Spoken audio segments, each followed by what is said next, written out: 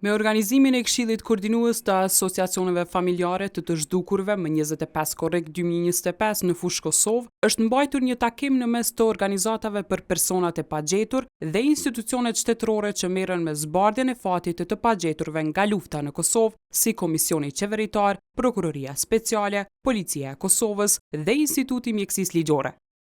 Qëllimi i takimit ka qenë informimi i organizatave dhe familjarëve rreth ecurisë së rasteve të pagjeturve, me fokus të veçantë mbetjet mortore që gjenden ende në IML, si dhe hezitimin e familjarëve për dhënien e mostrave të gjakut për të kryer identifikimi përmes ADN-s.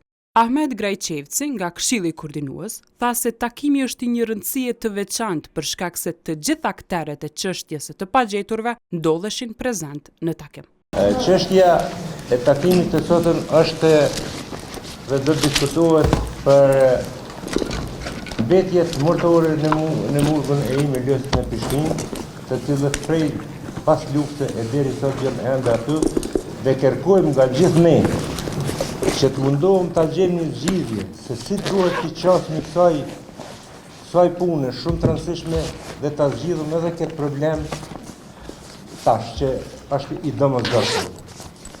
Dhe shpresoj që sot të kemi vesh se si do të qasmi, po edhe nëse ka nevojë do të jepni edhe një afat më të gjatë, gjithë bashkarisht,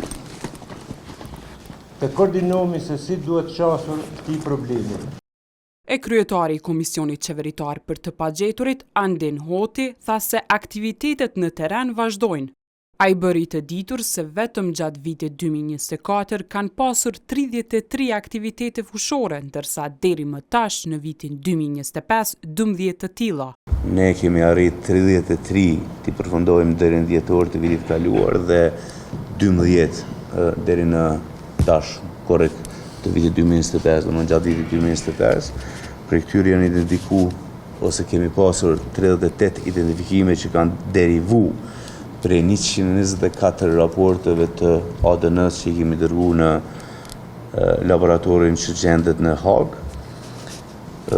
13 individ pa përfshirë vitin 2025, sepse vitin 2025 jemi në proces, janë dorëzuar familjeve, domethënë kanë qenë në listën e personave të zgjedhur, janë identifikuar, janë hequr prej listës së personave të zgjedhur, janë dorëzuar familjeve kudo në Republikën e Kosovës. Brenda aktiviteti kemi filluar një projekt dhe në fakt ky projekt ka përfunduar një fazë ku të trija institucionet kanë marrë ose kanë mbledhur mostra për rastin Dubrava tek familjet që jo vetëm që kanë pas persona të zgjedhur, por edhe familjet që kanë marrë në mënyrë tradicionale ose kanë identifikuar në mënyrë tradicionale familjarët e tyre qysh në vitin 99-2000. Në anën tjetër, prokurori i Prokurorisë Speciale, Ilir Morina, që heton krimet e luftës, tha se në 2 vitet e fundit, prokuroria ka një bashkëpunim shumë të mirë me Policinë e Kosovës, me Komisionin Qeveritar dhe institucionet e tjera relevante. Ai tha se sfida kryesore e prokurorisë aktualisht është refuzimi i familjarëve për dhënien e mostrave të gjakut për kryerjen e analizës së ADN-s. Deri me tani kam vrejt që sfida kryesore ka qenë refuzimi i familjarëve me ofru mostra. Në shumicën e rasteve kur ne kemi lëshuar urdhëresa dhe kemi kërkuar policisë që ta implementojnë urdhëresën, policia na ka njoftuar që në X familjen ose në X fshatin ose në X qytetin familjarët kanë refuzuar t'i ofrojnë. Kjo është sfidë shumë e madhe. Pa ofruar ta bëjmë të qartë, pa ofrimin e mostrës së ADN-s, është shumë vështirë më kry procesi i identifikimit, sepse veç ju e përmendet, identifikimi tradicional nuk është identifikimi i duhur dhe shpejt tashmë paraqet sfidë. Ato që e kanë bërë të qartë policëve, po duhet më bëhet qartë edhe juve. Me kodin e procedurës penale është edhe mundësia e marrjes së mostrës me dhunë. Por duke qenë situatën që jemi, që është krim lufte dhe janë familjar dhe janë situatat që janë asnjëherë nuk e kemi aplikuar këtë masë. Prandaj bashkëpunimi është shumë i rëndësishëm. Por familjarët e të pagjeturve prezent në këtë tryezë u shprehen se janë të zhgënjur nga drejtësia ndërkombëtare për zbardhjen e fatit të personave të pagjetur nga lufta në Kosovë. Fadil Muçolli nga fshati Poklek tha se puna e hetuesve vendor ja kanë përforcuar atij zhgënjimin në drejtsinë ndërkombëtare. Aty e në ardhë unë miku, ata e në talë me neve, që na se këna ditë.